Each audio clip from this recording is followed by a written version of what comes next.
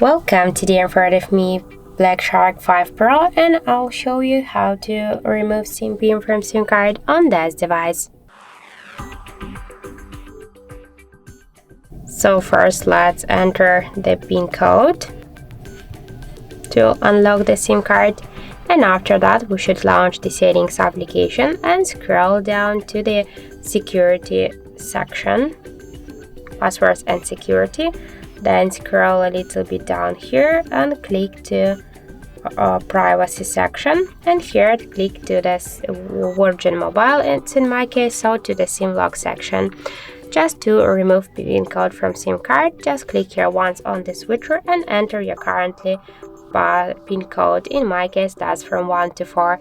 Then just tap here to OK, and that's it. Now we can see that we just successfully unlocked our SIM card from SIM pin.